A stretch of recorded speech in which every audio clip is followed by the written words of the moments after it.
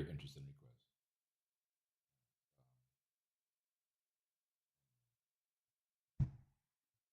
Okay, yeah, guys. So sorry. So again, sorry to be late. Like I said, the most I could probably go up to is 6:30. Max, I might be able to push you out of class at 6:45, but I don't know that you all could stay that long.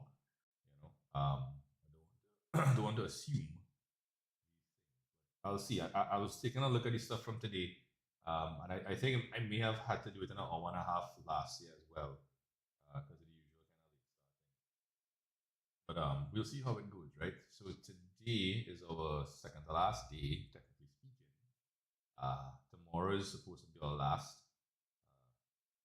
Next week, as you know, we have I don't like to call it a crash. We have the past paper sessions, basically. I wish I could do more. I will see if I can.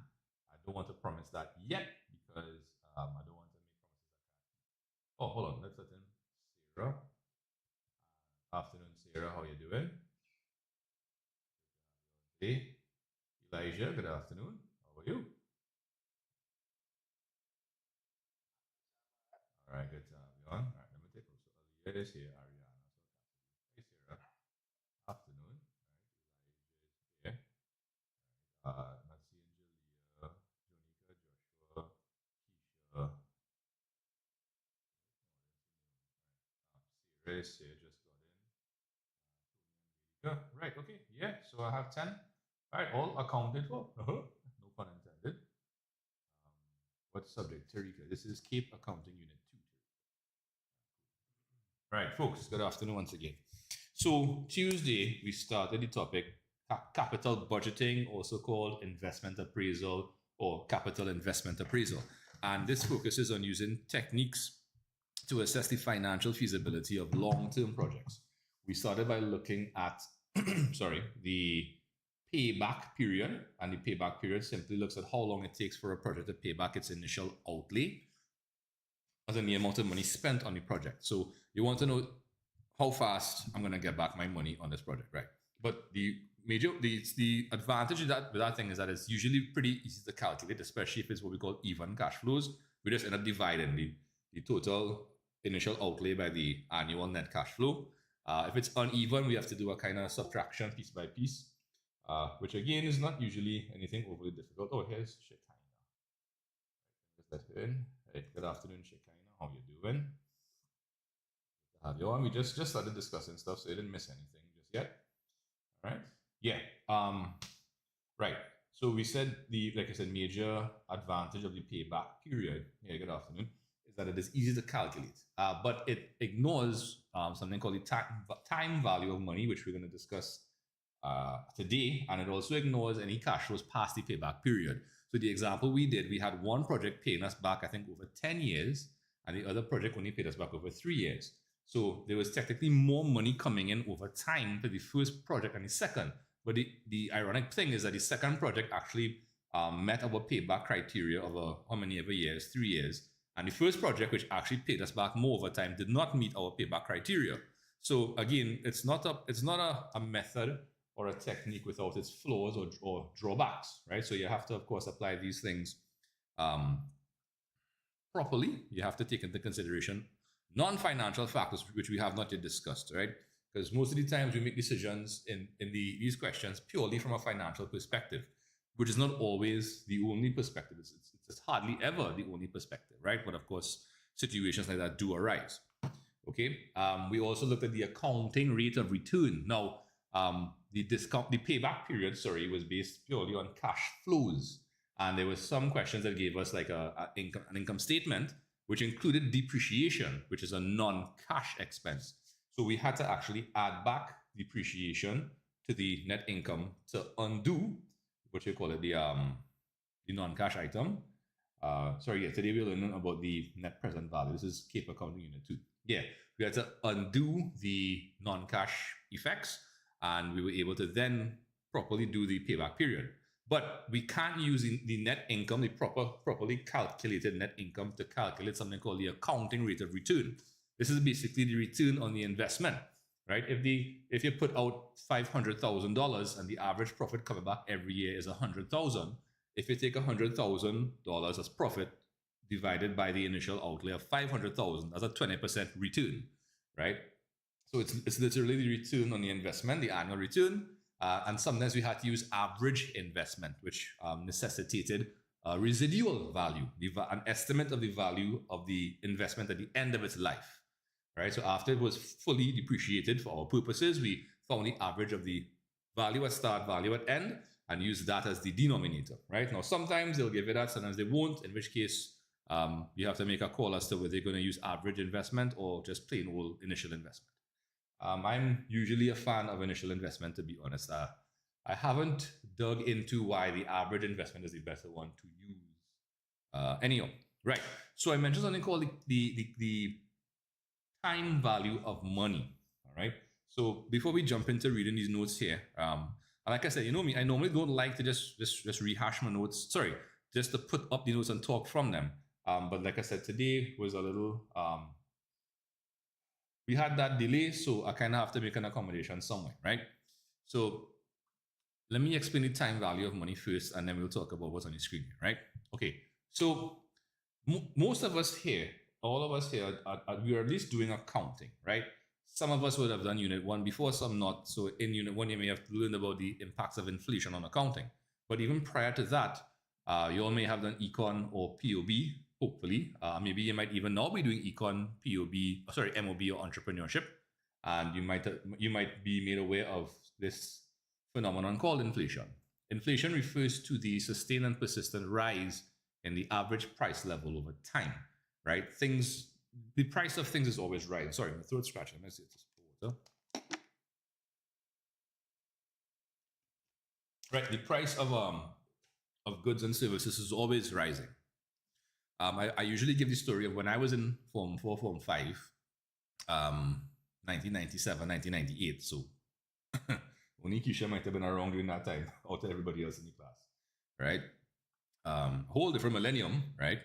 So I used to, there's a bread, there's a baking company called Kiss Baking Company in Trinidad, and they still make these buttermilk or buttermilk loaves, right? So they had a smaller one, which was about a foot long, for $1.80, and there was a one about double or twice or three times the size for $3.10, right? So mark what I said, the smaller one was $1.80 in 1998, right? Even up to 2000, because I remember I was in UE, actually 2002, I was in UE, and I remember I bought one and it was the same price, right? No, well, not even now, 3, 4, 5 years ago, I bought the smaller loaf and it was $3.50. So the smaller loaf was double the price it was, right, over the course of about maybe 20 years, right? Right? My grandmother would have told me stories about she going to the grocery and going with $1, $8, and buying groceries for the week for her and my grandfather, and 5 kids. My mom had 4 siblings, right? So I'm like, how do you? We don't even have snacks in Trinidad for $1, like a single item, right? I remember there was a guy on TikTok, and when there's a snack called a Kiss Goodie. It's a little kind of not cupcake, but it's a little cake, right, with icing in the center. And it was $1 for the longest while, and then it raised to, like, I think $1.50 now. And the guy did a whole TikTok where he was crying because he couldn't afford it because you only work with $1, you know? So the price of things always go up, right? So long story short, inflation is a real phenomenon. It refers to the constant and steady increase in prices of goods over time, right? Now, what does that mean for what we're doing in accounting, and how does it impact our capital investment appraisal? Okay, inflation affects the purchasing power of money. So if I went with $1.80 to go and buy that same bread that I used to buy in the late 90s, early 2000s, if I went to buy that today with $1.80, I could not, because that price no longer exists for that item. I would need double the amount of money to buy that same item, right? So the purchasing power of my money fell by 50%. It halved, right? So what that means is that $1 today is worth more than $1 1 year from now. And it mightn't even be as far as a year. It might be the next day, right? Sometimes, for example, in Trinidad, when we have our national budget, when the government reads the budget, Sometimes they say effective immediately, gas has gone up from whatever price to our next price. It might have gone up by $1 per liter or gallon or however we measure it. So whereas before it might have cost me, let's say, $100 to fill my tank, and that was when it was like $4 a liter or whatever the case was. So now it costs me $125, right? So I get less for the same money, or I have to pay more money for the same item, the same quantity as before, right? So what that means is that when we are looking at cash inflows in the future cash flows, those future cash flows do not have the same purchasing power. They are not worth the same amount as the dollars in today. So let me explain, right? If I have $100 now, I can buy a particular basket of goods. 1 year from now, that same 100 cannot buy the same basket of goods. It has to buy a smaller basket or less goods. So $100 in 2026 is not as strong or powerful. The purchasing power is less than $100 in 2025. So I need more money. So what I'm saying is that $100 in 2026 and $100 in 2025 are not worth the same. The face value of 100, of course, is the same, but they cannot do the same thing. The $100 in 2025 can do more than the 100 in 2026. Shy pretty. Yes, this is Kate. Sorry. Yeah. So the impact or the implication that has on our analysis and investment appraisal is that we need to be able to compare, as they say, like with like. We need to compare amounts that have the same relative purchasing power. So the question is, how do we do that? So we use this thing called discounting. I'm going to explain all of these things, right? So I think I've talked enough. Let me just take a browse through the notes, right? So this capital investment appraisal technique is called the net present value. So what it does is it takes the future cash flows, it discounts them, it converts them from whatever the face value 1 year, so 1 year from now, 2 years from now, 3 years from now, it converts those inflows into today's money's value, right? So remember, money 1 year from now, 2 years from now is not worth the same as the same dollar value today. $100 now is worth more than $100 1 year or 2 years from now. So we have to convert those dollar values to today's value, all right? So this technique takes into consideration the time value of money, which is what we're talking about, that money, the power of money decreases over time. The value of money decreases over time. So we have to be mindful of that when comparing money in different time periods, right? So it takes into consideration the time value of money when comparing the project's initial outlay to the sum of the project's future annual net cash flows. So the money coming in the future is not actually perfectly comparable with the money we put out when we first paid for the project. We have to convert the future cash flows value to what we call a present value, all right? So the time value of money is a concept that facilitates the comparisons of amounts of money that occur or exist at different points in time, right? It uses discounting to express future cash flows values in today's terms. So like I said, $100 1 year from now, right, is not worth today's 100. It could actually buy maybe like $90 worth of today's value, right? So our 100 today is worth more than that 100. So that 100 is worth less than today's 100, right? So we have to convert that 100 into the equivalent value of today's value, all right? So like I said, it converts future values into present values to facilitate comparison of the dollar amounts. And this allows us to compare amounts with the same purchasing power. Because remember what I said is that inflation erodes the purchasing power of money. So comparing money in the future to money today is meaningless, technically speaking, because you're not comparing like with like. The money in the future is not as strong as the money today, right? So again, purchasing power refers to how much goods or services an amount of money can buy, and purchasing power decreases over time due to inflation, right? Which is why using the time value of money is essential for proper investment analysis. Okay, so can I just get a quick G in the chat if you guys are good? Now, when I say good, I'm not asking if you could write a thesis or teach a class on what I just said, but if you were just able to follow generally what I was saying, that money in the future and money now are not really the same. So we have to find a way to convert future value to present value to facilitate effective comparison. That kind of bottom lines it. Now, I hope you guys have your calculators because we're going to be needing them, right? I have people in my maths class, my accounts class. I haven't seen my maths kids in ages. I kind of have my assistant handling that class for me. Yeah, so I have kids in those classes still using their phones to do calculator work. And I'm like, hey, your exam is in like 2 weeks. What are you doing, right? Because when you get a calculator, that's one thing. Knowing how to use it is a whole different story. As I'm sure you'll know, because you all did CSEC already, right? Okay, cool. Hey, Nick, we're going on afternoon. All right. So let's get into some stuff. But what I want to do first is I want to actually send a picture of these notes in the chat. Very quick, very quick.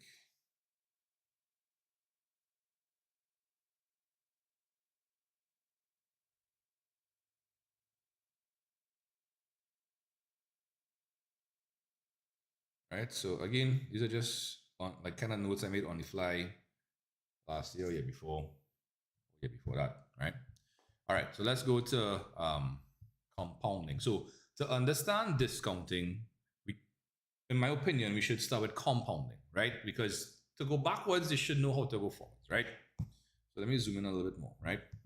So compounding is growth over time. Like, okay, so when you guys put money in an investment, like if you put it in a mutual fund or you put it in an insurance retirement plan, whatever, or you put money in a bank account, right? And they credit your account with interest, right?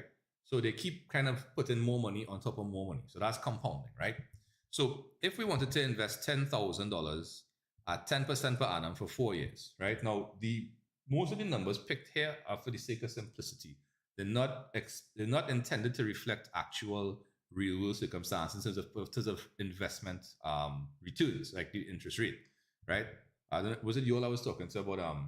No, it was my crash course CSEC people. Yeah. Anyhow, before I go off on a whole different tangent, right? So check this, right?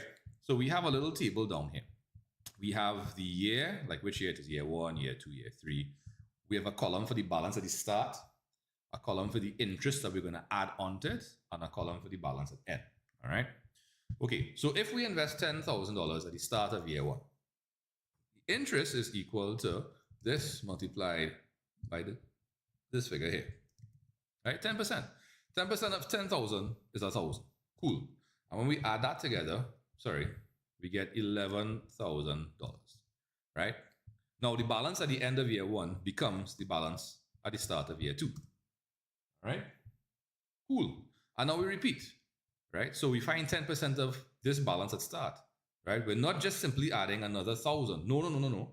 We are in the first row, we found 10% of this value, which was 1,000, and added it on. 10 plus 1 is 11. Now in the second year, we're starting with 11. So we have to find 10% of that value, which is 1,100. And we're going to add that on to the 11,000. What? Right. So 11,000 plus 1,100 is 12,100. The value at the end of year 2 becomes the value at the end of year 3. And guess what we do for the interest? We find 10% of this figure, which of course is $1,210. And what do we do with the interest? We add it onto the balance at start. So we get 13,310. That's the balance at the end of year 3. The balance at the end of year 3 becomes the balance at the start of year 4. And again, we find 10% of that, which is 1331, and we add it onto this, and that gives us 14,641, right? I don't know if anybody doing pure maths in the group here, but if you're doing pure maths, you might know what's something called Pascal's triangle. 1, 1, 1, 2, 1, 1, 3, 3, 1, 1, 4, 6, 4, 1. Any pure math people? Sorry.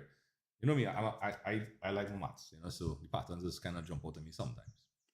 Anyhow, right. Okay, so basically what we did here is we put in 10,000 at start, we added 10% interest, and then took that value and brought it here. And then when we say the interest compounds, that's what we mean. We're not just doing a simple interest calculation. We're not just taking the principal of 10,000, multiplying it by the rate of 10% for 4 years. That's simple interest. That's not how investments actually work, right? When you invest an amount, the interest is added onto it. And then in the next year, the interest is calculated based on the new figure, right? And then again, so it keeps growing. It grows, I think exponentially is the correct word. Not 100% sure. right? But it's not linear growth, right? It's definitely non-linear. In other words, it doesn't grow in a straight line by the same amount. It grows by, as you can see here, increasing amounts. You get actually more and more interest, right? It's almost like the opposite or inverse of depreciation, all right? Okay. So quick question. Let's give me a quick G if you're good with what I have on the table here. Right? If you need me to re-explain, it's not a problem. I'm happy to do so, but you had a turn, right?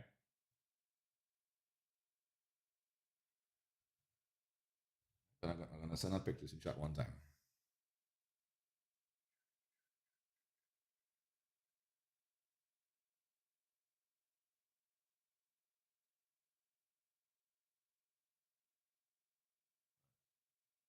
Didi, I'm a lifesaver. Oh, that's nice of you to say. Didi, are you doing what? C-Sec or PUA? Okay, now what I want to do here is introduce okay, I'm going to show you how we derive something called an interest factor. Right now, it sounds scarier than it actually is. There's some maths involved. You don't have to try to memorize the maths. All I want you to be able to do is to follow what I do. If you can, cool. If you can't, don't worry. You don't have to recreate it. But I just want to show you something here, right? Okay, cool. Right. So what we saw in the above table is that if we took the balance at start and we added the interest, we got the balance at end, right? So simple concept, nice. In percentage terms, the balance at start was always 100% of itself. The interest was 10% of that figure. So when you add 10% onto 100%, you now have 110% of the figure at start, right? So you started with the 10,000, you added 1,000 onto it, and you got 11. This figure, 10,000, is 100% of itself. This is 10% of that figure. So when we add 10% onto the 100%, the resulting figure is now 110% of the value from start, right? And we could see that for every row going down, right? Now, what it also means is that we could rewrite the first line here by doing this. We could actually multiply the balance at start by 110% to get the balance at end, right? So just like to find the interest, you found 10% of the balance at start. If we agree that the balance at end, which is the balance at start plus the interest, is now 110% of the balance at start, we can also rewrite this line by using multiplication by 110%, right? Now again, 10% is just used for illustrative purposes, right? But it can appear, right? So now, let's start. Right, so balance at start. Right, so how do we get the 110%? We got that by taking the 100% and adding 10%. Right, so 1 is 100% and 10 over 100 is 10%. Right, now again, like I was saying, you don't have to memorize this. I'm just walking you through something here. Right, so again, it's just a different version of the above line. Right, now we're going to get a bit more generic. What I mean by that is if we have any percentage, whether it's 10 or not, right? We could write R for the rate, right? The percentage rate. That gives us the balance at end. Right? And it is this item here, the 1 plus R over 100. That item is what I call, or what is called rather, not I, it's not I who call it that, no? That is what is called or referred to as the interest factor, right?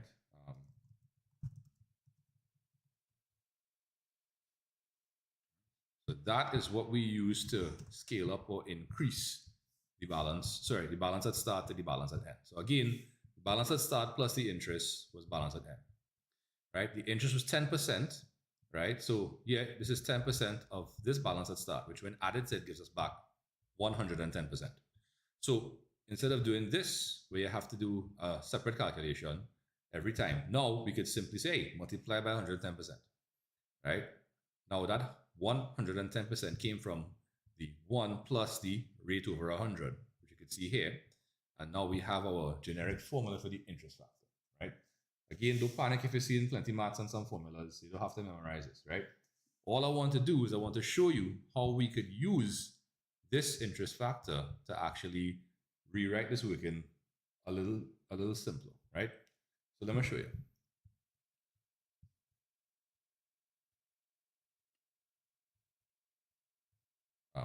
Sorry, give me one sec.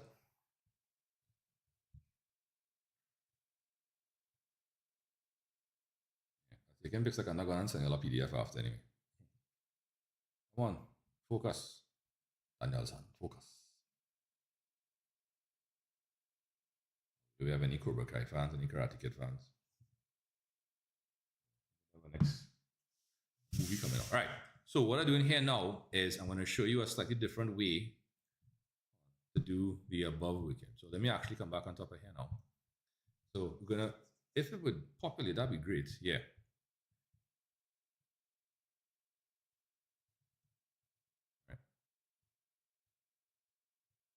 Right. So what I'm going to use is I'm going to use that interest factor of 1 plus R over 100, right? So if R is 10, 10 over 100 is, oh, sorry. Right.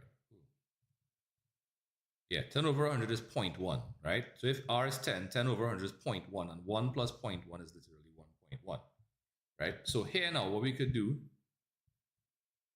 don't understand what's going on with the sheet. All right. If we take the same 10,000 at start, okay, it's taking long to do anything. I may have to do a quick restart here, guys. It's getting a little unwieldy, right? So if I do 1.1, right? So 1.10, right? So 110%. And what I'm doing is I'm multiplying going across now.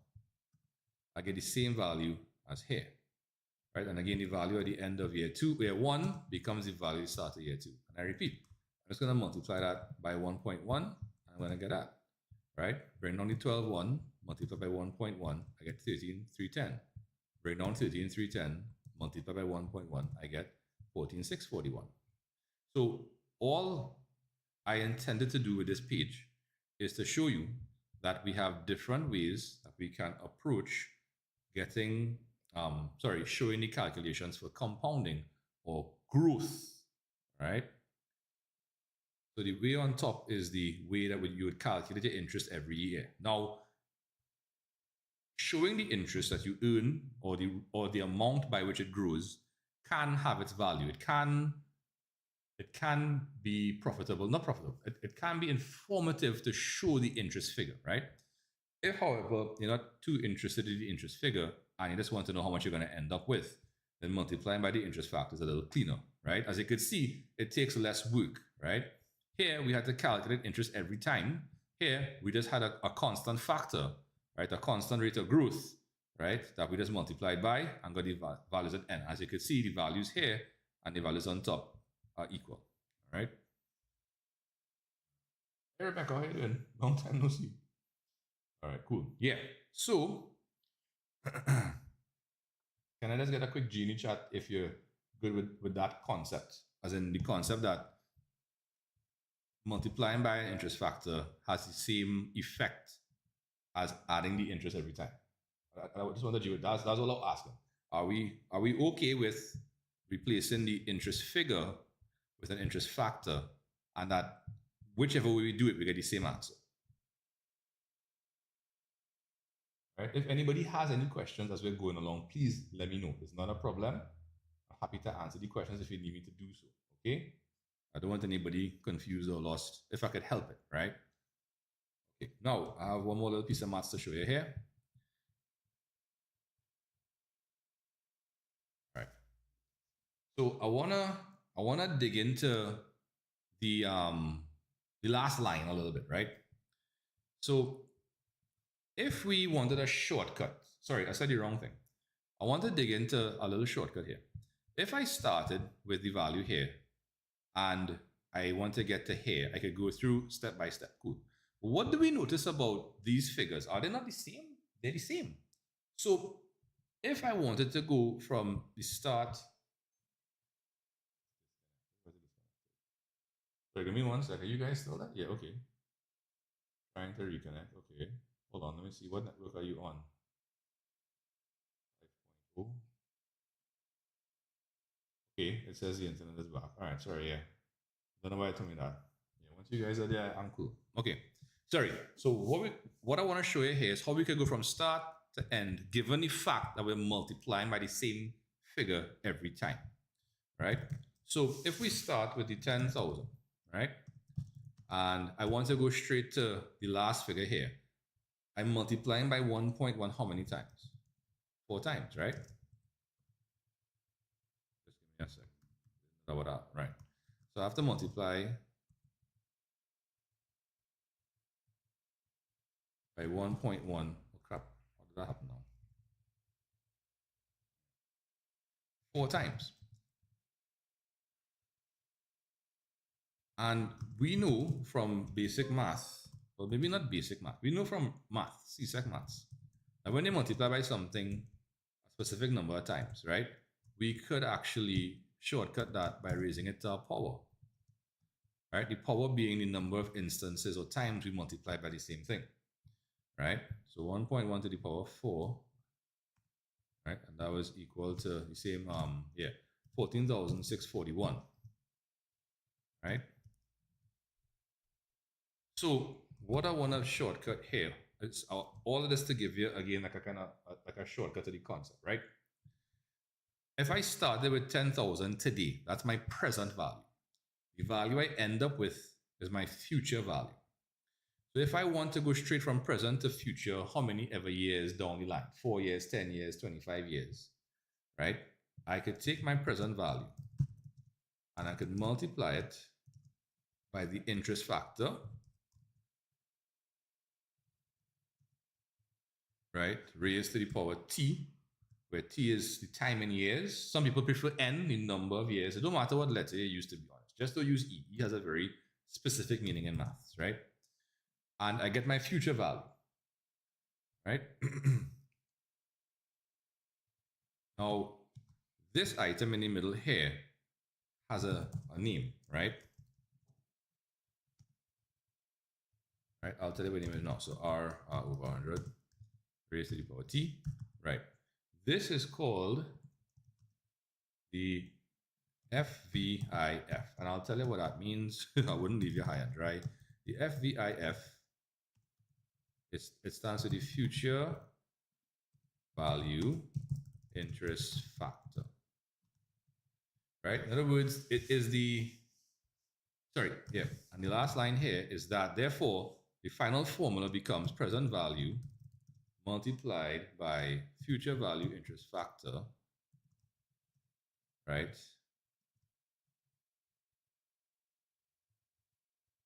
And the arguments there are R for rate and N, sorry, T for time, right? And when you multiply that, you get your future value. Right, cool. Yeah, right. So this formula here is the kind of end result of this page, right? So again, you don't have to memorize this to explain it. They're not going to ask you about this in the exam, right? But I find it difficult. When I say I find it incomplete to teach about using this technique without teaching at least piece of the maths behind it, right? And this is, like I said, this is maths, right? It's not like there's a whole set of maths. There is some maths that you need to know. I think you need to know about, right? Of course, the argument now is that, well, we have AI for everything now, so we don't have to worry about that. That could be true, you know, but you're not going to be able to use AI in the exam. So unless you're going to protest and not sit your exam, then well, right? Okay, so the whole point of this page was a setup for the next page. It's like one of the Marvel movies, right? Which like the whole movie is like a long trailer for the sequel, for the next part, right? So what I wanted to show you here was the forward movement. If we start with 10,000 today and we earn 10% per year, in 4 years we're going to end up here by adding interest over time. As we notice, with compounding, the interest figure, the amount by which it grows, increases because we are adding the interest to the principal. So we are compounding the interest. So when we find 10% of this or whatever percent, it's bigger than the corresponding figure in the previous year, right? Now we took a little thing here and we said, okay, we could express this in percentage terms, and we have this thing called the interest factor, right? So like if it's 10% is 1.1. If it's 12% is 1.12. If it's 20% is 1.2. If it's 5% is 1.05, right? Now, what the point of that was to show you that we could actually do the same calculation as in the initial table, right? But multiplying by the interest factor, right? Now, all our factor is, so if I asked you what's 2 by 3, you'd tell me 6. 2 and 3 are the factors, the things that are being multiplied in order to get the product, right? So it's an interest factor. It's the item that's being multiplied that represents the interest, right? The growth in terms of the interest, right? So that's why it's called an interest factor. So when you multiply by the same value every year, we watch the growth. I mean, obviously, it's not constant growth in dollar terms. It's constant growth in percentage terms. Is it? Not really. But anyway, right? And then, of course, we took a little look at the workings of the table in a slightly different format. And so, hey, we're multiplying by the same value every year, so we could actually put a power or an index. And then we put back the interest factor formula, and we put T for time in years. So we said that this thing here is called the future value interest factor. It is the value by which, the interest factor by which, when you multiply the present value, you get the future value as the answer, right? So instead of having to do a table, now you could still do a table. Nothing is wrong with the table. It's just that this working is a bit more efficient, right? So yeah, basically what this does, it gives us the future value interest factor, and this now is our kind of generic formula for getting the future value that an investment will grow to, starting with a present value, and we know two things: the interest rate, the growth rate, and how long, right? So the present value, sorry, I have PF, my bad, right? Did I put PF there too? Okay, no, that had to delete them.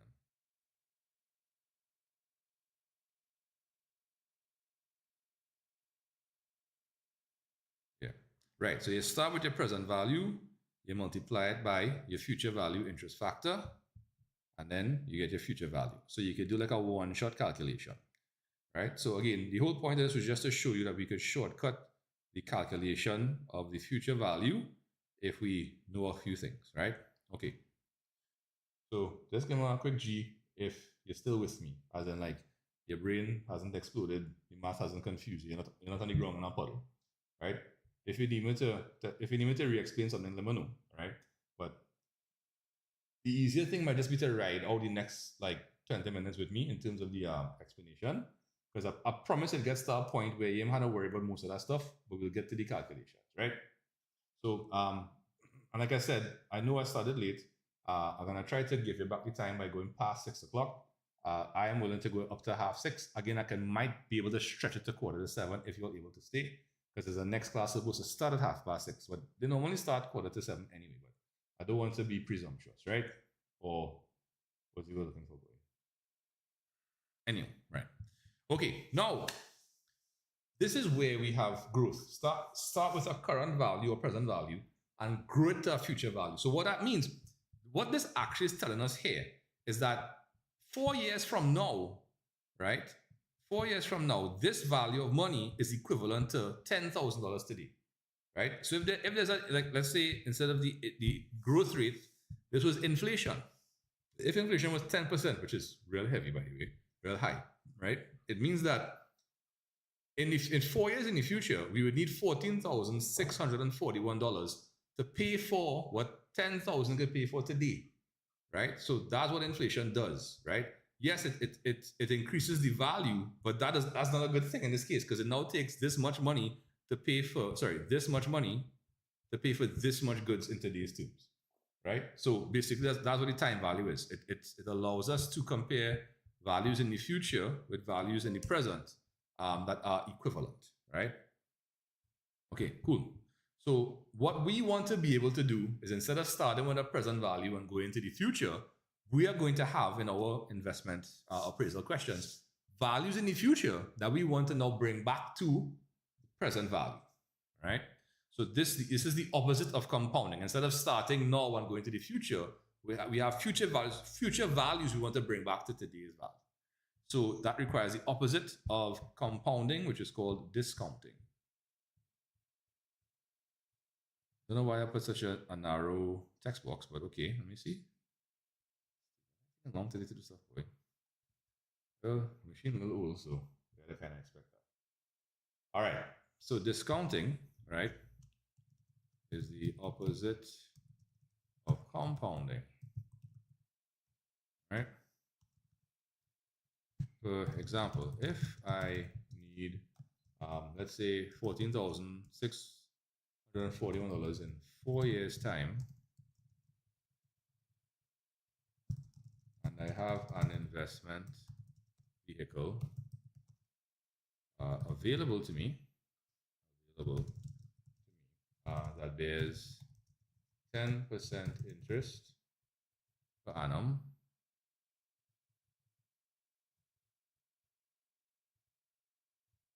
Right, PA stands for per annum or per year, right?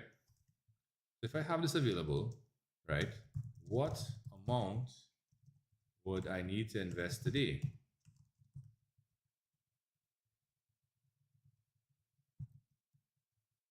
Today slash now, right, in order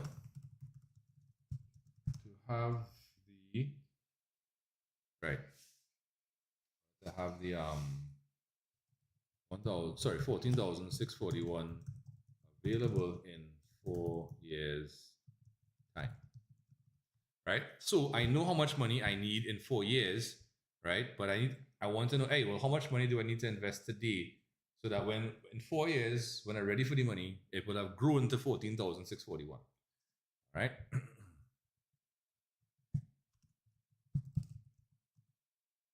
All right, so consider the following. Once there.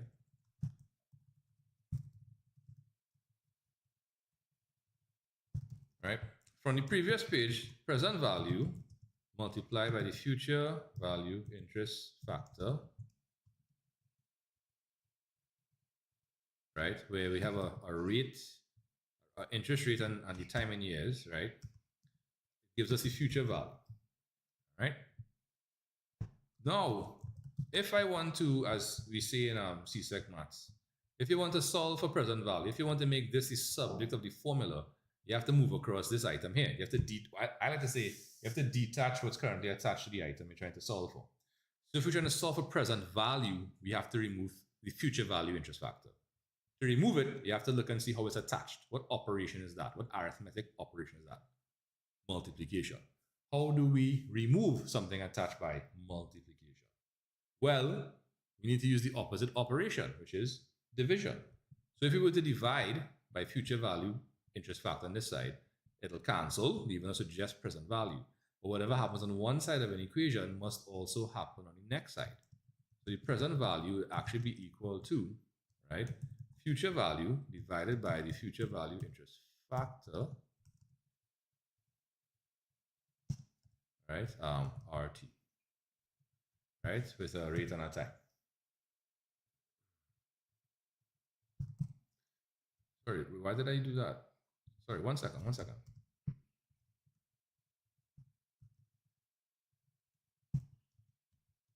Yeah, so I'm dividing. Sorry, I didn't mean to put it as a fraction. Kind of went into automatic math mode. Right, so future value is this, right? And we're dividing by the future value interest factor, which is 1 plus R over, sorry, 1 second. 1 plus, oh my god, right. 1 plus R over 100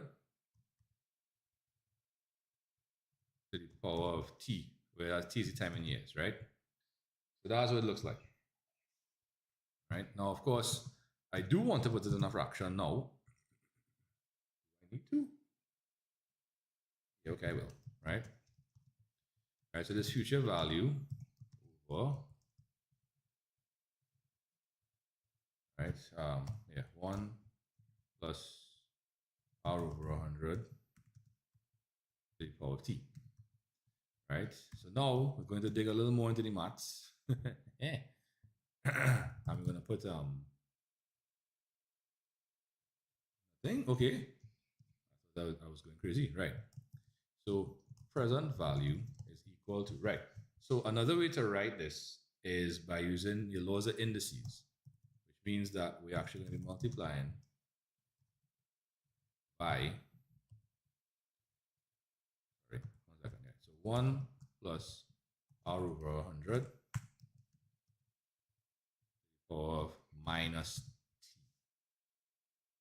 right? And that item there, right? So this is present value is now equal to future value multiplied by the present value interest factor.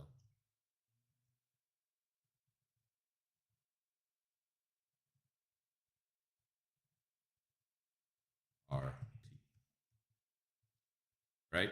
So instead of a future value interest factor, we now have a present value interest factor. So this allows us to start in the future and then scale it back down to the present, right? So present value interest factor with rate and time is equal to, sorry, hold on, my bad, equal to 1 plus r over 100, then raised to the minus t. Right? So a negative form means we actually divide. Cool. So that means, right, the solution, sorry, the question at start is going to pop up just now. Yeah, I'm not sure why it's doing that. Something is probably eating up a bunch of memory. I don't know what could be doing that. I don't know if it's all the formulas. Excel can't take the weight. All right. So present value is equal to 14,641 times 1 plus 10 over 100, then raised to the power, right, now we're going, right, minus 4. Right, and of course we could replace this now with just 0.1, so 1.10, right, sorry, minus 4. That, of course, is going to give us 10,000.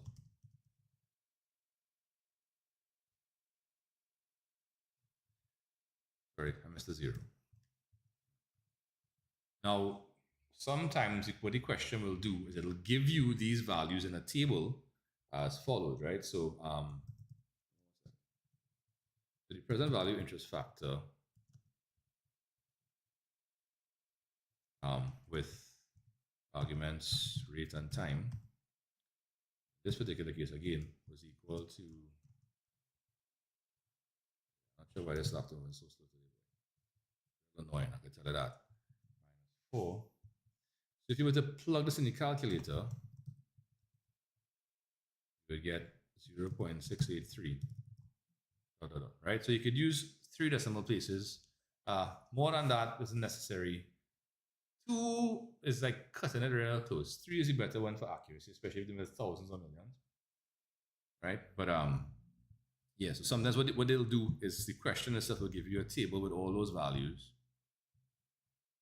So let me just send the notes in the chat real quick. Right.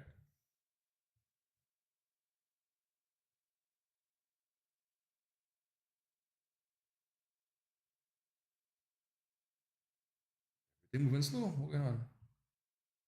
Right. Right. So there.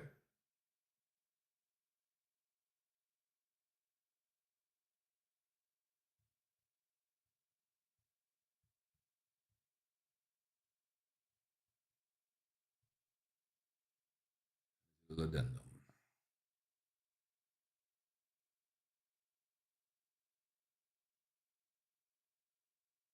Oh no, that didn't work out too well.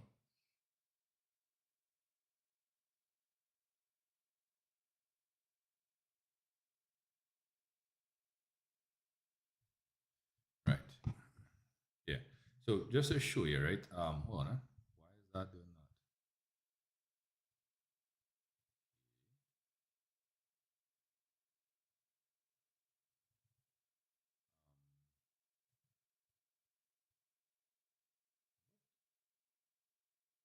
Oh, this is not what I wanted. Page layout, page break view. Okay, that's what I wanted. Page break view. Sorry. Just give me a sec. Let me sort out my print area. Not cooperating. Wow, something is eating up memory here real bad, and I don't know what it is.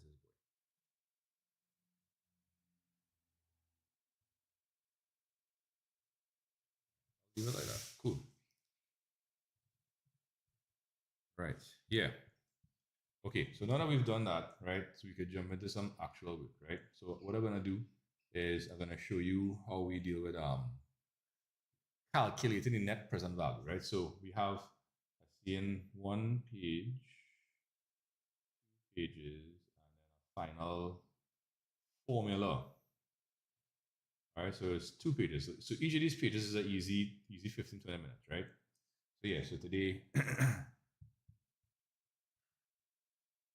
you kind of getting away without doing much work today. Because again, you don't have to write down any of this stuff, right? It's just me being going a little overkill with the maths, right? But I promise now we're jumping into the accounts, right? Okay, so as we know from some of our questions with payback period, we have sometimes even cash flows, which is the same amount of money every year you receive. And we also have uneven cash flows, which is usually the more realistic situation. So I'm going to show you how to deal with uneven cash flows first, and then I'm going to show you how to deal with even cash flows. Now, the truth is, you could use this method to deal with both even and uneven cash flows. There's a shortcut for the even ones, though. So I'm going to show you that after, right? Okay. So NPV calculation, type 1, uneven cash flows. So an investment has an initial outlay of $1 million, right? And the following net cash flows over each of the next 4 years, respectively. Okay, right. So 200,000, 300,000, 400, and 500,000. Okay. Calculate the NPV of the project, which is net present value, assuming a discount rate of 10%, right? Okay. So the discount rate is the R. That's 10. 4 years is the life of the investment. That's your T. So we have our R, we have our T, and we have our initial investment. We also have the cash inflows. All right. So this is what we're going to do. Right. Right. So the net. So this is how I like to lay out my NPV calculation. You don't have to have what I'm going to put here, right? So again, because this is just calculations and not financial statements, there's no one correct way to lay it out. If you learn the different way in school that you're accustomed to and you like and you prefer, by all means, please use it. Once you're using it correctly and getting correct answers. If you're not getting correct answers, you might need to try a different approach. Okay, so in year 1, we have 200,000. In year 2, we have 300,000. Year 4, 400,000. And year 5, 500,000. Right. Cool. Find the present value interest factor at a rate of 10%. Right? So in the first instance, one sec, right? Right? We're going to have, right? So again, it's 10% and you have to discount. So at the end of the first year, the net cash flow at the end of the first year is 200,000. Now, of course, the net cash flow will kind of happen throughout the year. It doesn't just happen at the very end of the year. But for the sake of simplifying the assumptions to facilitate the calculations, that's what we're going to assume. We're going to assume the net cash flow takes place at the end of the year. Because if it didn't, then the process of discounting becomes even more complicated, which we don't need right now. All right, cool. So we have 1.10, which is the 1 plus R over 100. And we're going to raise that to the minus 1. Okay. Give me 1 second. Let me just shape fill, shape outline, outline, cool, shape fill. Do I need a fill? No, I don't. Okay, cool. Right. So this, of course, is equal to so 1.1 to the power minus 1. Right, so we get about 0.90. Now this goes on in Excel for 15 decimal places, right? Most times when they give you guys a table with these values, they'll give it to 3 decimal places, maybe 4. Right, 3 is more than sufficient for our purposes. Hold on just now.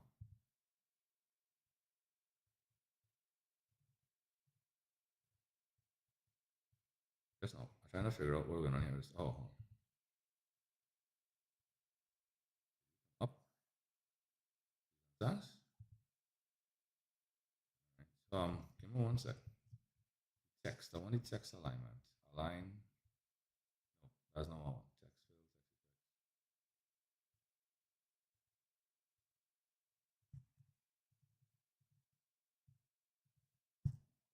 field. Right. That's what I wanted. Right. In the middle. Right. And I also want to not worry about the borders being cut off of these cells. Okay, good. Right. So now we multiply. So you're going to do 200,000 multiplied by 0.909. Right. So again, this in the middle here, you don't have to ever show that. I like to show it as opposed to these numbers because this is the actual exact value. Now, you don't need the exact value because the level of accuracy will probably be we call immaterial, right? I'm actually going to show you if we multiply this by actual round this round on, dude. No. Around this to 3, right? Right. So you see, there is a difference there. So if you multiply by 0.909, you get this. If you multiply by the exact value, you get this, right? I'm just going to show you how little the difference usually is. All right. Okay. So the next one, we're going to have to multiply 2 years, right? So the 300,000 has to be discounted for 2 years. So the power you're going to raise this to is 2. All right.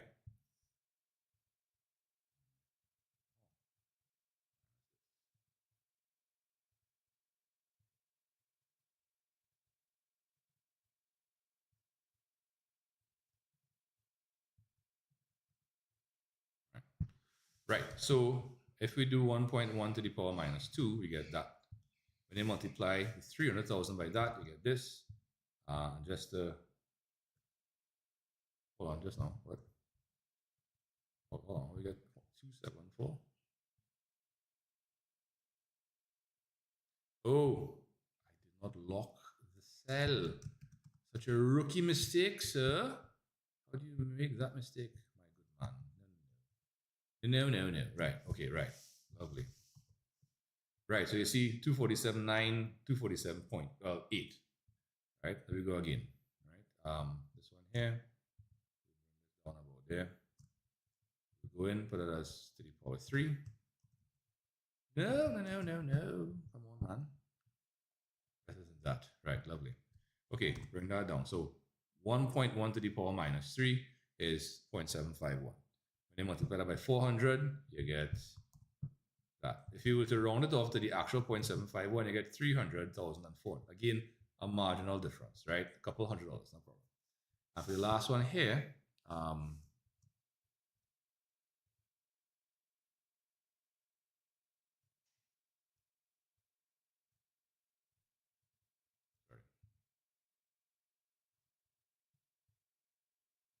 right. You multiply that now, 0.683, you get that. If it was actual 0.683, you get this figure. Right. So now we add up these figures. All right, so again, look at it. 1,071,785. 1,071,500. That's $285, right? Which is, in the context of a million and change, $285 is immaterial. It's not something that'll significantly affect the decision, right? Right. Now, this here is the present value of the future cash inflows. We've discounted each of these values by the appropriate amount, right, to get the present value. So $200,000 1 year from now is currently worth $181,000 approximately, right? $300,000 2 years from now is worth about 247.9.8, right? 400,000 3 years from now is worth 300,000, so almost 25% less. And total for the 500,000 is 341. This is 4 years away, all right?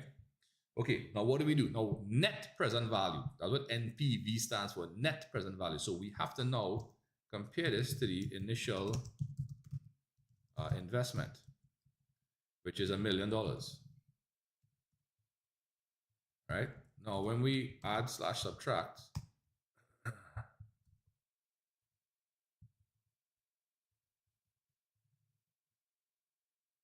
right?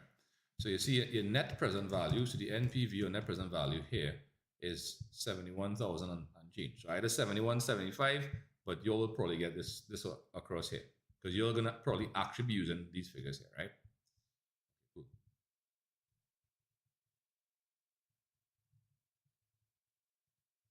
Right, so that's the answer there. This column here is, like I said, that's the more realistic version that you all will probably use, right? But for now, this is what I have, right? And the decision here is that so basically what's happening is the amount of money we get back when discounted is actually more than we put out. So we're spending $1 million to make back 1,071,000, or almost 1,072,000, right? In other words, to get a net increase. So when you from the time you put that money out, you're almost guaranteed to get 72,000 back approximately. Right now, it also doesn't look exactly like that because things don't always go according to plan. Usually end up with a bit less, but this is just a starting point, right? So since the NPV is positive, then the project, should be accepted.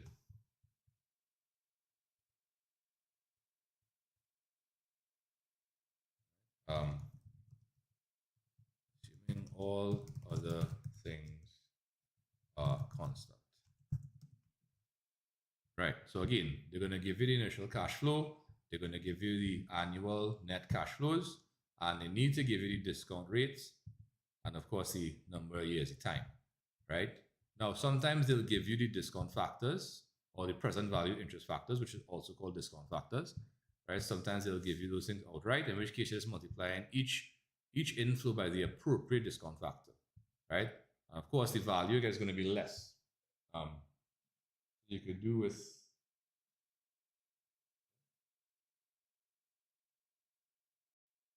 proceeds of sales of assets, installation cost of working capital, proceeds of sales of assets. You mean like disposals? You're talking about CAPE or CSEC because that's not only CSEC syllabus.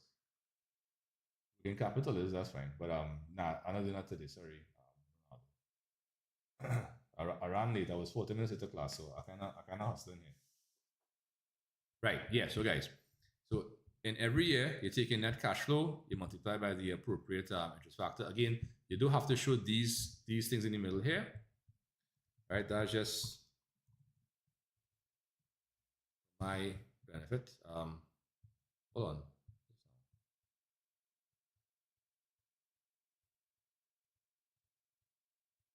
Have a fill.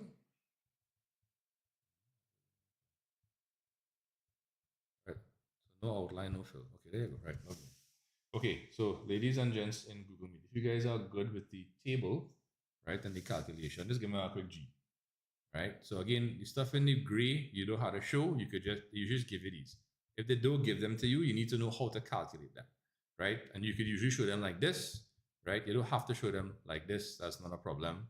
If you do, it's not wrong, right? They should not give it to you wrong, right? And then you multiply going across to get that value, right? And again, the blue column is more likely the values you will see because you will be using the actual rounded figures as opposed to the exact values in Excel, right? So 1, 2, 3, 4. Okay, cool. Yeah, CAPE Unit 2. Yeah. Proceeds of sale of assets in CAPE Unit 2. I know where you get that from. I'll tell you the syllabus. Installation cost. What are you talking about? That don't sound any kind of familiar. Maybe I just know that from a different perspective. Maybe that's all. Yeah, that don't seem familiar at all. Anyhow, right. So I want to give you guys one to do now. So what I want to do is I want to send this in the chat. Right. I'm going to put the question up on the board. So again, try to do it as quickly as possible. Again, I don't mean to rush you. It's not your fault I was late and I don't want to rush you, but I also do want to finish the quota for the day, right? Because after this page, we actually just only have one more page, which is where we have even cash flows. and we actually have a way to simplify it, which I'll show you. Right, we'll do the long way first, and I'll show you the simple way.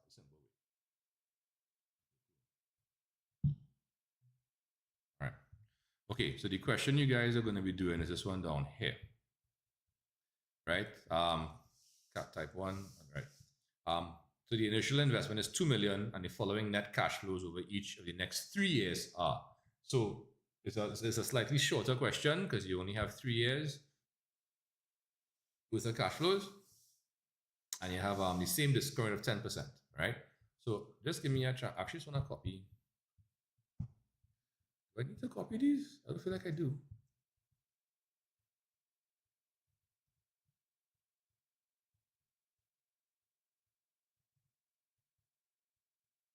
Yeah. So I just like to see it there. So you don't have to worry about it.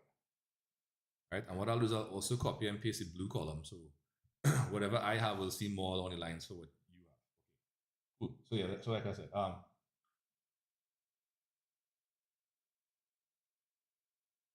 we purchase an asset and we have an installation cost and working capital. That sound like make or buy. That's not decision making.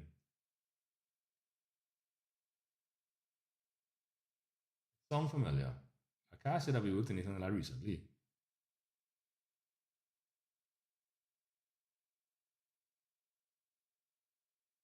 Yeah, that sound familiar. Yeah, that's a whole different module. We actually doing a crash. Well, I don't want to say crash course. We're doing some past paper revision next week, Tuesday and Wednesday. Tuesday we're doing 10 to 12 and 1 to 3, just module 1 questions. That sound like what you're talking about there. Then 4 to 6 and 6 to 8, we're doing module 2 questions. And then Wednesday, 10 to 12 and 1 to 3, we're doing module 3 questions.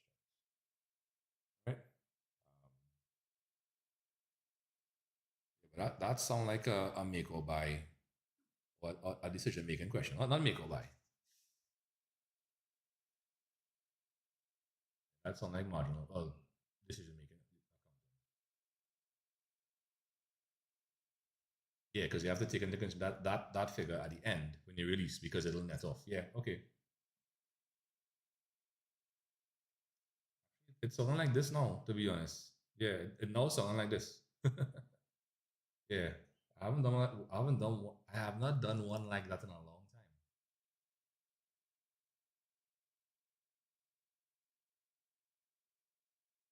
Past papers, yeah, but yeah, it now sounding familiar. Ronaldo, sorry.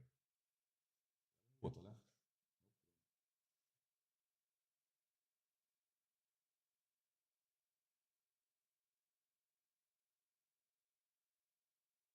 Yeah, you have to discount at the end when the working capital is released. Yeah, okay. It's just that you have to be mindful about what values occur at what points in time and apply the appropriate rates. If you want to send me a question, or you could do that. You can send it on email if you want to.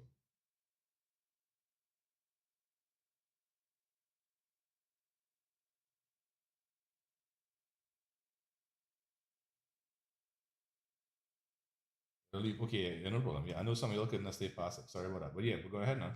That's cool.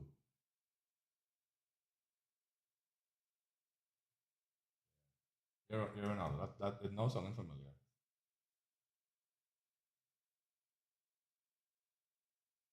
Yeah, so because the installation cost, the purchase and the installation cost will be the cost of the asset. 2015. All right. I have them here. I have them here. All right. How to find them? Let me see. So I given these kids, well, not all of them are kids. This batch. I had to do this question.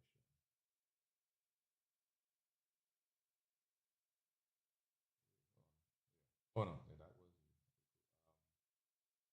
yeah.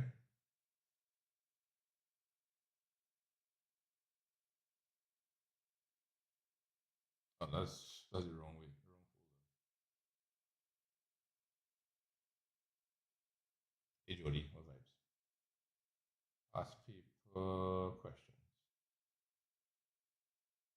You said 2015,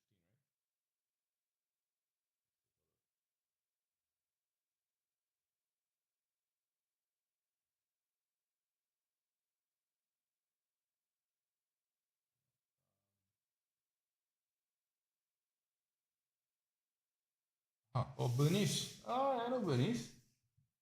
Right. 750. Right. So you add 750 and 50, right? Straight line, 5 years. Uh-huh. Right. Okay, cool.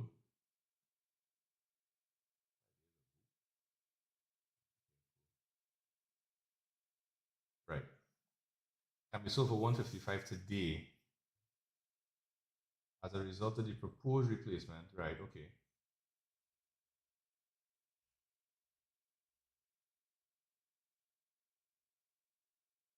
The value of Y183, initial investment associated with replacement.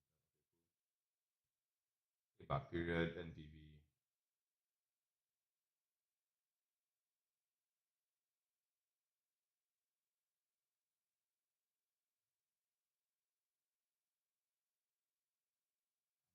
Anything with working capital.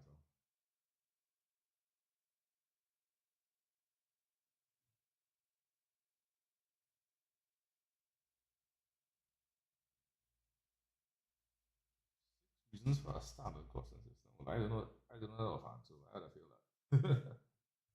Four arguments against use of budgeting. I don't like how they just tack on these little theory pieces. I find that to be insulting, unnecessary, and annoying.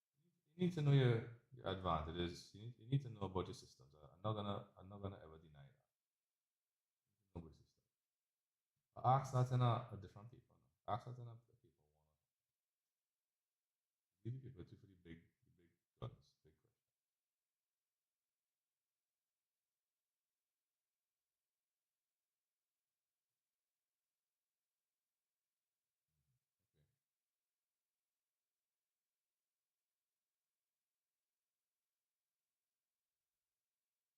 155 would be used to offset the cost of X154 because you could get that money coming in today. Right? So yeah, so it'd be 750 plus the 50 minus the 155. That should be what, 695? Okay. 105, sorry, so 645. 645. Okay, cool. Right. And then you have your cash flows. Okay, yeah. Yeah, that. So they want the NBV. So you gotta find depreciation. That's just, I don't know, another piece of a question to ask. Cost accounting, because that would only make sense to find if you're trying to find any profit on the disposal.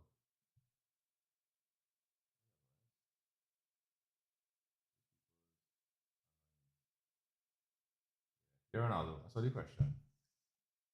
It's pretty interesting. All right. Okay, folks, I want to starting here, right? So, again, if you have a different layout or whatever you call it to use to do the NPV, that's perfectly fine. And again, the stuff in the middle here, you're not going to write. It's just going to be these columns, right? I just like to show the actual values for illustrative purposes for you all. All right, so 600,000, 700,000, and 800,000. Right. So this is equal to 1 plus this log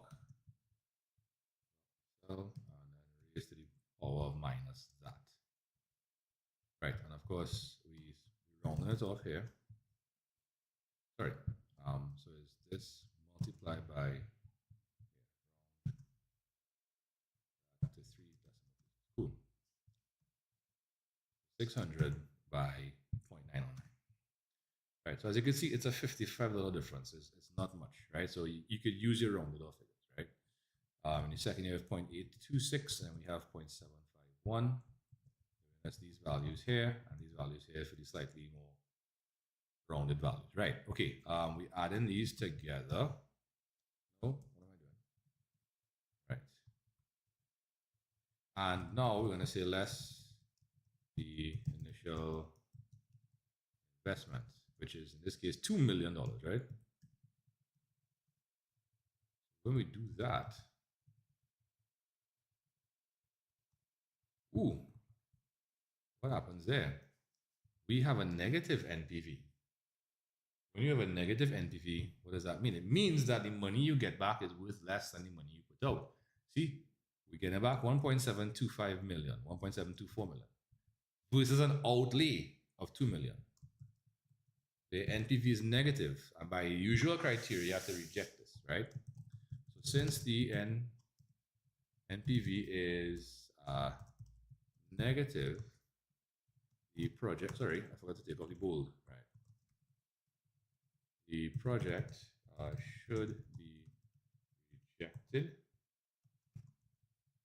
assuming all the things are constant.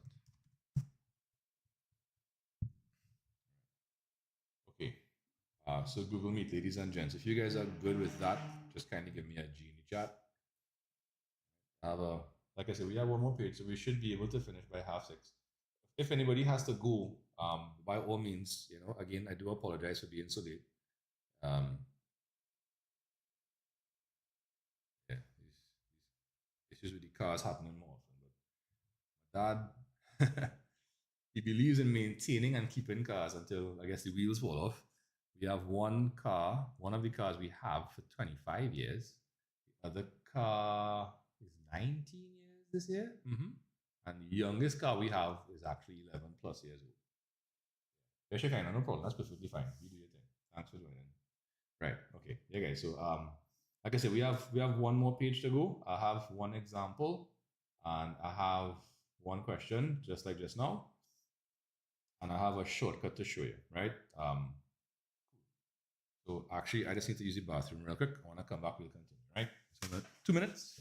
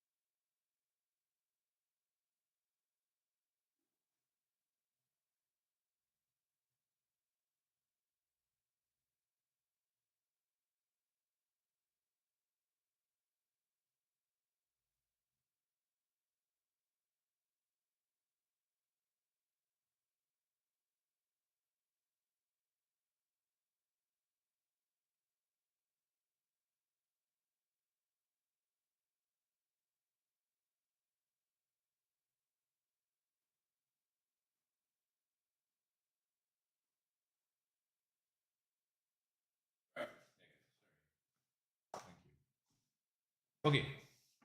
What are you doing? I knew even that name, but that's spelling.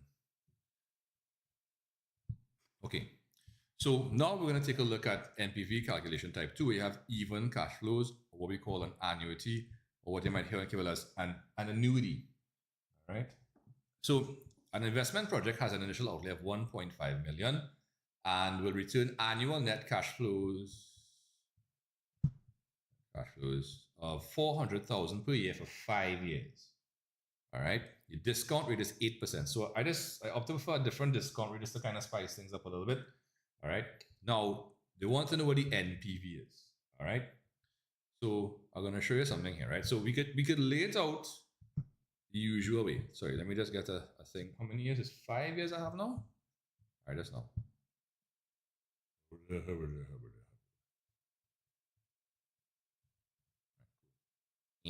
Right, so this one, 1.08.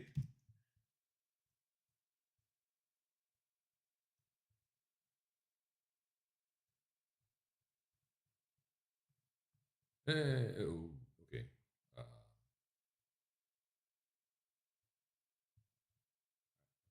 Move it up a little bit. Hey, move it. I like to move it, move it.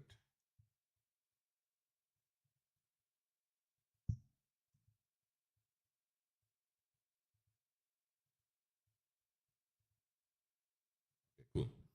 Right. So the net cash flow is 400,000 per year. Right.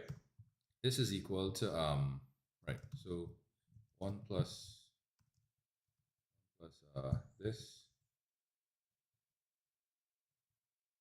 raised raised to the power of minus this. Cool. Right. I'm just gonna pull that down for the sake of expedience. Right. And then I'm gonna multiply going across. Right. So this multiply by the appropriate thing. Right. Populate. Okay. And I will hold on. Do I have anything related to? Cool. So I'm gonna do this multiplied by round this to 3 places, right? As you can see, there are slight differences every year, right?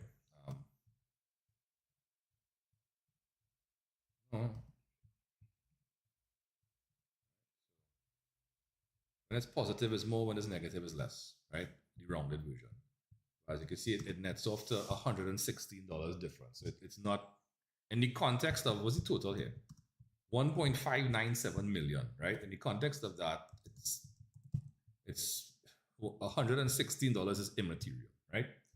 Okay, cool. So the initial outlay was 1.5 million, and therefore, what you call it? The NPV is positive. All right, there you go, NPV.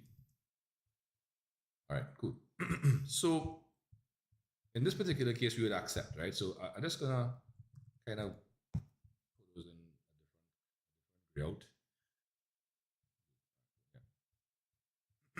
They should say present value, not present value. Right. So we have a formula for what we call the present value interest factor of an annuity. Because if you notice, sorry, and these values are wrong. That should say 2, that should say 3, that should say 4, and that should say 5. Cool. Right. If you notice, we're multiplying the same amount by these things here. If you think back to your regular math from CSEC, right? You could factorize. You could factor out the 400,000, and then you would just end up with this plus, because we did 400 by this to get that, 400 by this to get that, 400 by this to get that, etc. And then we added up these things. So technically, we're adding the products of 400,000 and each of these present value interest factors. So if you factorize or factor out the 400,000, you're just going to get the sum of the interest factors, right? And there's a formula for this. Now, you are under no obligation to know this formula, right? This formula is just something I like to show people, right? You don't have to use it, but I'm giving it to you. You decide what you want to do with it, right? So 1 plus R, in this case, is 1.08, right? Right? And you return to the power 5. So minus 1 there. And in your denominator, you have same 1.08 to start with, same power 5, but in your denominator, you are multiplying by the 0.08, right? Now, when you plug this up in your calculator, you will get 3.99271 dot, right? Now, you can also see that if we do this, if we add up these interest factors here,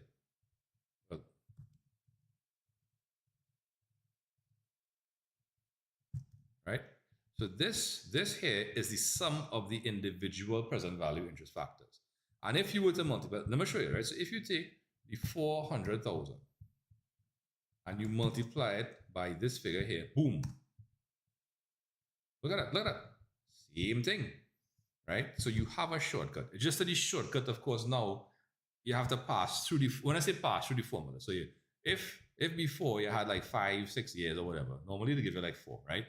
And you have to do this 4 times, right? And then add up and subtract. As opposed to doing one multiplication, right? One multiplication, right? But again, you're under no obligation to use this particular formula, right? It's just something I like to show people because I like to always expose you all to some of the maths behind certain things.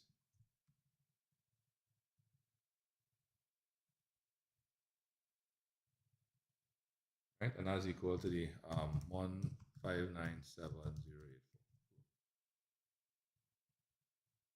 All right, so I'm gonna just do a little. I'm gonna take out this, right, just to kind of clean it up a little bit. I'm gonna send a picture in chat, and I'm gonna give you guys a question to try. Now, again, you're under no obligation to use the formula below. You can just put the stuff in the table. Sorry, hold on. What the question? Yeah, you can just use the table approach, which is perfectly fine. It is most likely what they hope you all will do, but nothing is wrong with using the shortcut. Chances are the people correct might not know the shortcut, to be honest, unless they are good at their job. Right?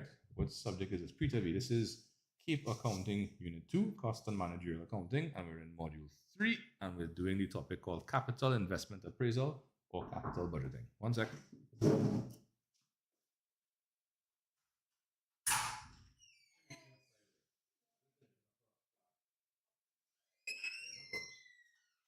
You're not supposed to do push It passed in a drugstore first, and then the car wouldn't start. And that was 3:30. And the class started 4 o'clock. So when I went in, and it was 4 o'clock traffic, it wasn't like heavy, but I got back like 4:45. So yeah, but they only have one more question to do, so it shouldn't hamper your class. All right, cool. All right, so ladies and gents in the chat, right? What I'll do is this is the question I want you all to try, right? So again, you could just do it using the table. That's perfectly fine, right? Let me zoom in a little bit. Right? If you feel you want to try the formula, then by all means, you're more than welcome to do so. Right. So in this case, even cash flows are an annuity. Now I know it says homework, but let's do it now. Right? You have about 10, 12 minutes to do it, right? An investment project has an initial outlay of 2.5 million and will return annual net cash flows of 700,000 per year for 4 years. So thankfully it's only for 4 years, right? This is CXCPA. No, you wouldn't dare. You just to practice it. Right. So what is the NPV? Okay, cool. So we know the annual net cash flows go here. Again, you don't have to show this set of stuff that I like to show because I'm just a stickler for wanting to show certain things, right? You put your interest factors, you multiply to get your present value, you add it up, you subtract your initial outlay, and you have your NPV, right? Or alternatively, you could just plug in the item here. So what I'll do the heavy lifting here for you, right?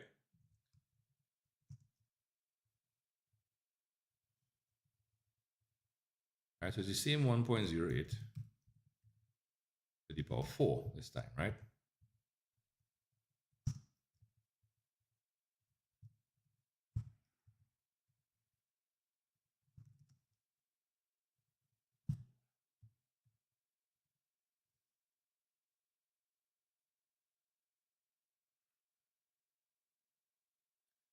I do have a fancy calculator that I don't use.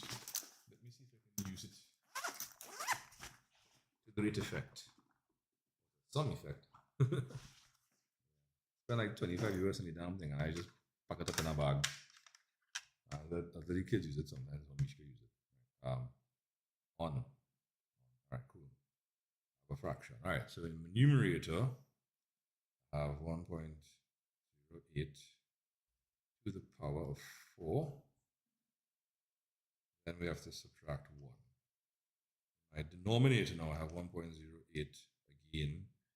No. Crap. Right. Power of 4 multiplied by 0.08.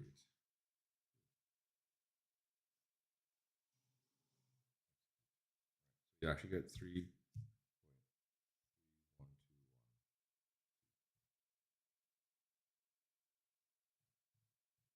You don't even need so many decimal places. The 3.312 will suffice.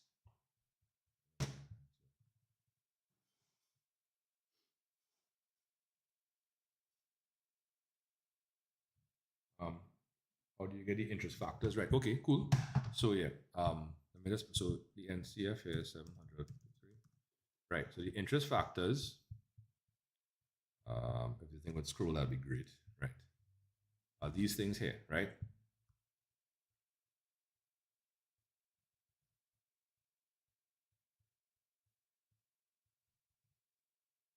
Right. So to get the interest factor for the present value, it's 1 point, well, whatever the interest, the discount rate is. So it's 8% is 1.08. So it's like 1 plus R over 100.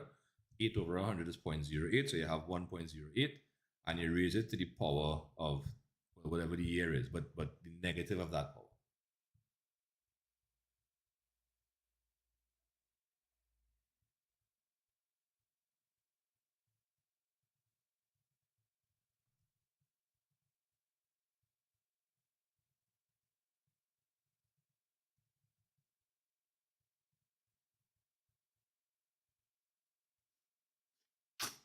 Oh, what happened here now?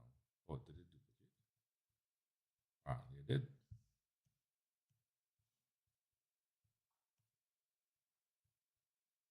Fine.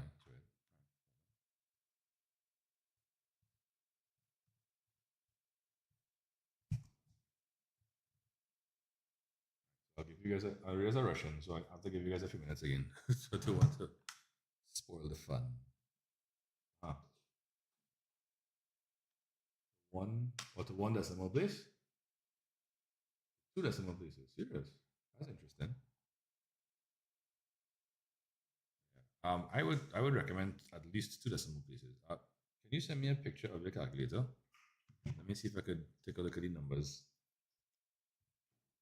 If I could figure out how to do it, because yeah, some of the newer calculators even the one I have,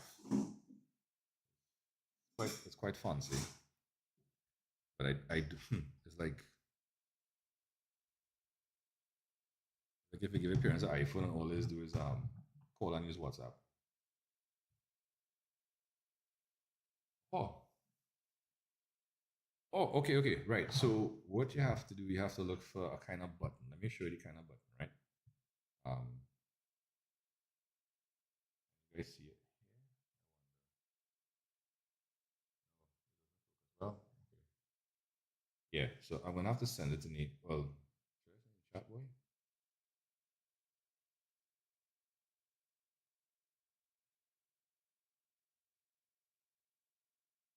Right. So hold on. Is the problem you're having raising it to a negative power or raising it to a power other than one?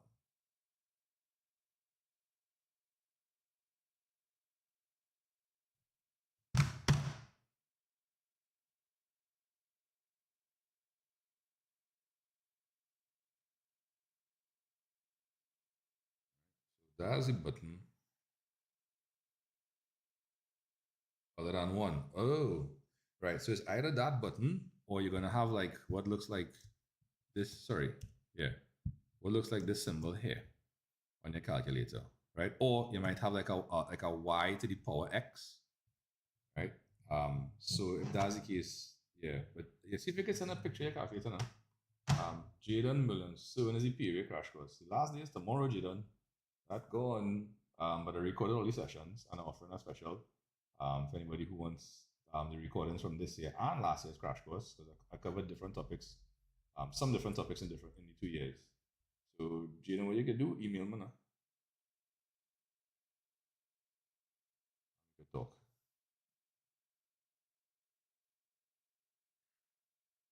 Okay. All right, cool. Right, okay, cool. So what you could do, okay, look for the pi button. Hold on, I'll send it back, right? Just now.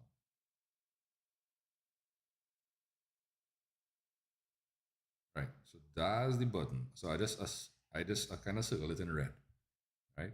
So that's the button. So what you'll do is you'll type. Hold on, my mom calling. Oh, hey, mom.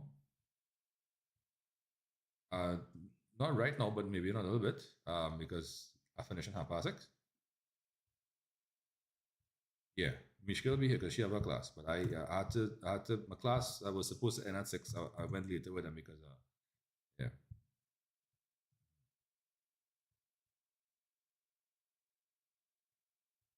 Um, yeah. That sounds good. You can put them together. You can put them together. That's fine. Yeah, yeah. Okay, thank you. Yeah, all right, lovely, lovely. We're in business now. Right, okay, cool. So now we're just going to add up those items there. Um, so that's going to be the sum of the present values of the cash flows, right? So the initial outlay, how much? 2.5 million. And then the NPV in this particular case would be negative, negative 181.5 thousand. Yeah. So in that case, you would probably reject this project unless it was the one that had the least offensive negative NPV. All right. All right. So what you would do here as well? Hold on? Can I do it here, boy? Yeah. So what you would do here is you would, if you wanted to use like the formula approach, you would take a 700,000, it multiply by a 3.312, and then minus the 2.5 million.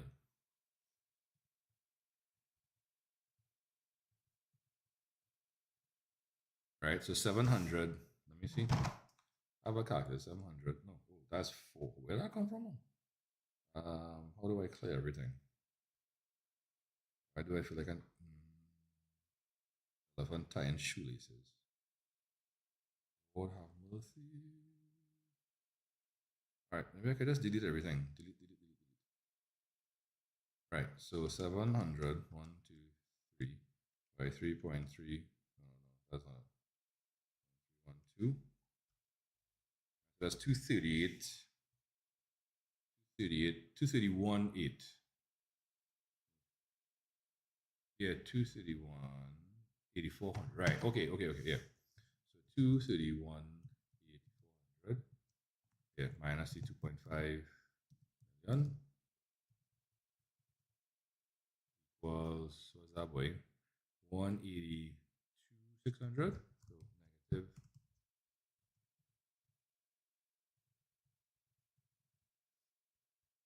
Yeah, so negative NPV.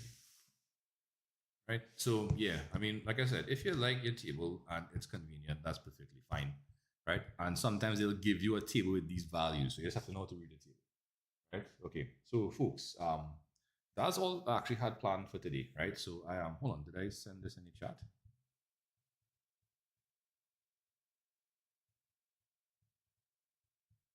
Right.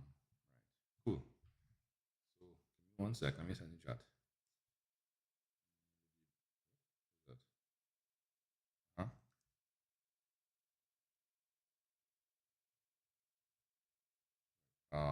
I'll check your work. I saw you send it. I'll check it just now. Give me one sec. Just trying to.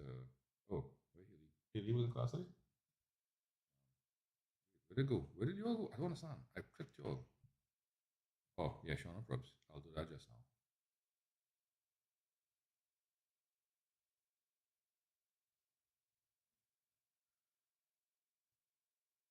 Right. Okay. So, folks, right, that's about it for today's. Thanks for putting up with my weirdness. What was the blue figures again? Or the blue ones? Okay, give me one second. Let me put them back, right? Go to this, multiply by round this to 3. Right. So 648, 200, da da da da. Right. So, yeah.